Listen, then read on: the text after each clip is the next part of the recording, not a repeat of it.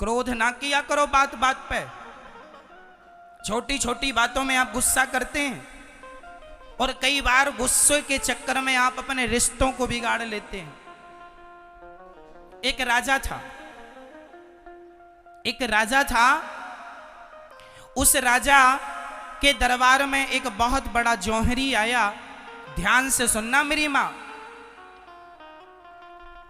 उसके दरबार में एक जौहरी आया और 2 बड़े बड़े हीरे लेकर आया।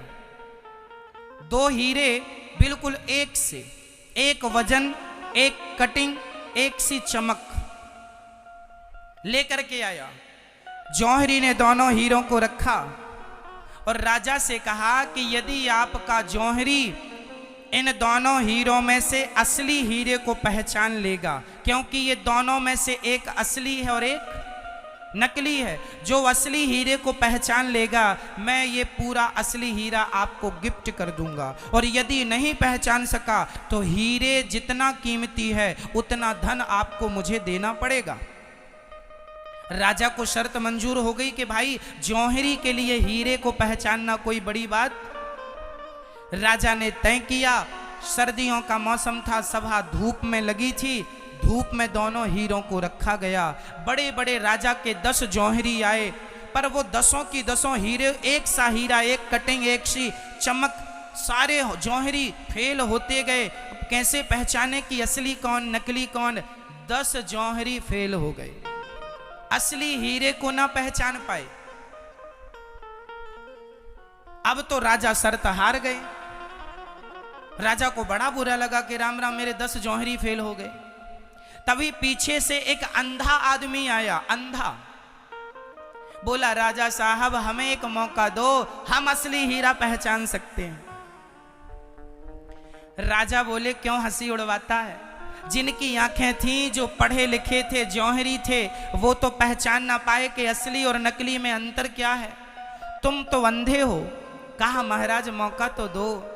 उस अंधे ने दोनों हीरों को उठाया और उठाकर बड़ी आसानी से बोला, महाराज ये असली है, ये नकली है। सब दंग रह गए।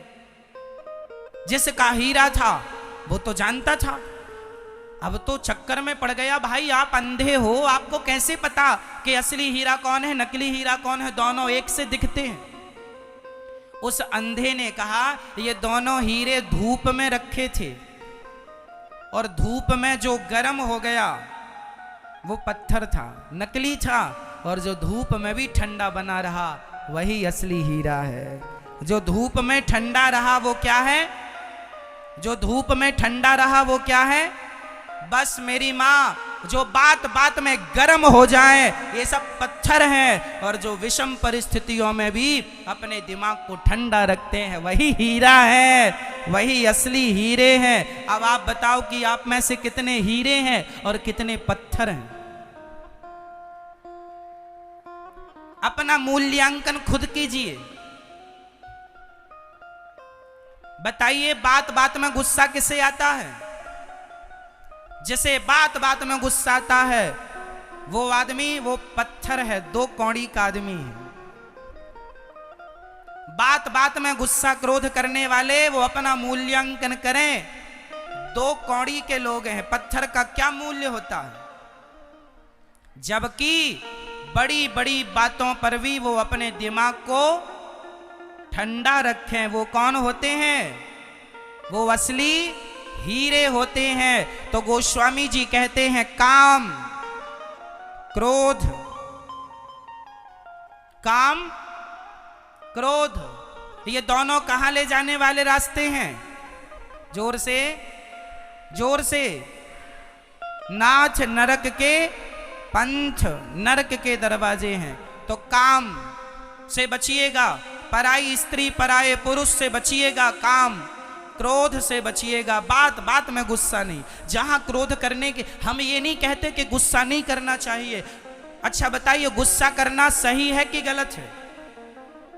बोलो, गुस्सा करना सही है कि गलत है? बोलो हाँ या ना।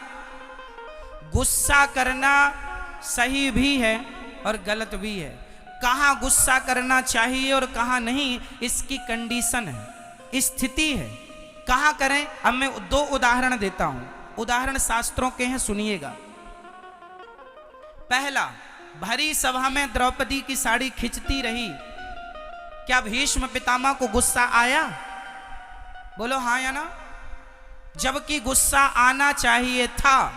बोलो हाँ, गुस्सा आना चाहिए था ना। भरी सभा में द्रौपदी की साड़ी खिंच रही थी, पितामह को गुस्सा आना चाहिए था, परंतु गुस्सा नहीं आया तो बाणों की सैया मिली। और दूसरा, जटायु, जब रावण सीता मां का हरण किया, जटायु दौड़ पड़ा, रे रे दुष्ट ठान के न होई, खड़ा हो जा, आज मेरी बेटी को हाथ लगाया तेरे हाथ काट दूंगा। जटायु पक्षी था, भिड़ गया। रामचरितमानस में लिखा है, रामचरितमानस में जटायु ने पंखों से ऐसा प्रहार किया कि कुछ क्षणों के लिए रावण मूर्छित होकर जमीन में गिर पड़ा था। फिर होश आया रावण को, तो रावण ने पंख काट दिए कृपाण से, जटायु के पंख। जटायु नीचे गिर गए। जटायु से किसी ने कहा, क्यों, क्या तुम्हें पता नहीं था कि रावण से पंगा लोगे तो परिणाम यही होगा? जटायु ने कहा, खूब जानता था कि जटायु जानता था कि रावण से पंगा लूंगा तो परिणाम यही होगा, तो क्यों चले गए मरने? जटायु ने कहा कि मैं भीष्म पितामह, मैं वो नहीं हूं कि मेरी आंखों के सामने एक नारी की लाज लुटती रहे और मैं तमाशा देखता रहूं। अरे मैं मर गया, भले मर गया, पर मैं मरूंगा तो गर्व से मरूंगा कि कम से कम मैंने किसी की रक्षा के लिए पक्षी होकर भी अपने पंख तो बढ़ाए। हाथ पर हाथ रख के बैठकर तमाशा देखने से अच्छा है धर्म के लिए मर जाओ, धर्म के लिए